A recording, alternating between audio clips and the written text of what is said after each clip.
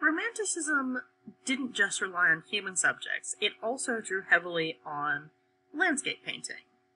We know that landscape painting first became popular as one of the more secular subjects in Northern European art in the 17th century, and it had continued as a relatively minor form of painting, much less prestigious than history painting or even portraiture throughout the centuries. By the early 19th century, landscape was really having a resurgence. Living in Colorado, we've probably all seen a landscape which is awe-inspiring and which takes our breath away. And early 19th century Romantic painters acknowledged the power and the majesty of the scenery and the landscape to have an effect on human emotions. In the 19th century, landscape painters often also started to experiment with landscape. Landscape is no longer just the faithful reproduction of what you see before you, but landscapes can be used to express feelings and to express emotions. And we see that kind of impulse in Turner's The Slave Ship. On the surface, this is simply a painting of a ship at sea sailing into a storm on the left-hand side, and we see the beautiful, intense, dramatic colors of that storm and the visible brushstroke the paint is applied to the canvas in a heavily textured way. And it appears at first glance to simply be a quite dramatic, but also quite beautiful landscape painting. In fact, they even use this painting on the cover of your book. However, when we dig into this painting more deeply, we see a much more sinister underlying story. Turner's basing this painting on a book he read, and again, like Jericho in the last video, this book has an abolitionist message. This was a book of horrors of the slave trade.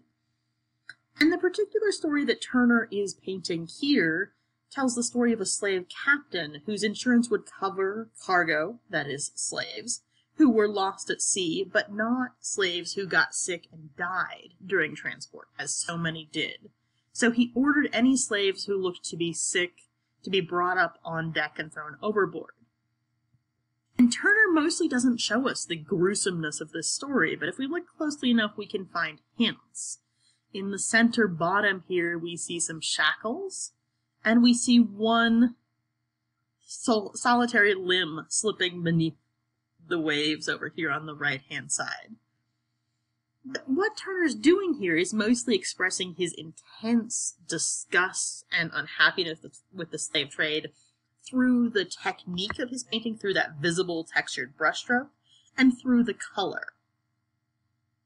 Likewise, Turner experiments with landscapes in other ways in his other paintings. He paints a painting, for instance, of London, where he moves the Houses of Parliament. And this is a famous building, so people knew that he had done this. And his work was quite controversial in the early 19th century.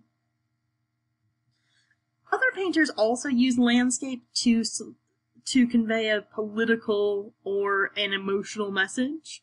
Thomas Cole is often claimed as an American painter.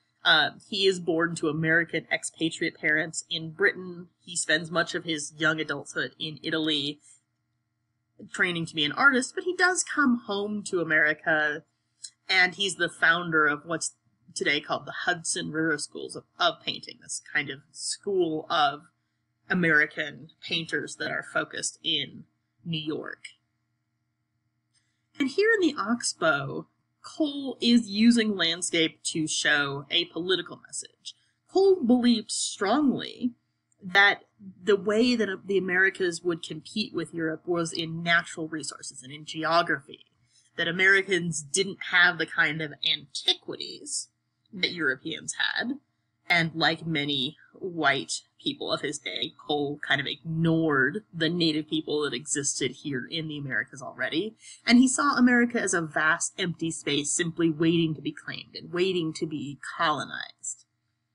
And so we see him painting this view here from the top of Mount Holyoke, showing an oxbow in the Connecticut River, and we see the artist's tools just right here at my cursor, and they're minuscule, they're tiny in relationship to the size of the landscape.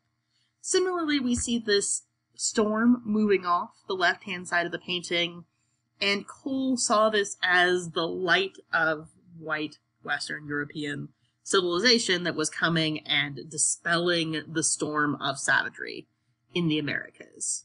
Again, we can see some obviously problematic things with that statement today, but like with Turner, we see Cole using landscape not just as pretty scenery and not just to celebrate the beauty of the landscape, but to convey a deeper meaning and an emotional meaning in his painting.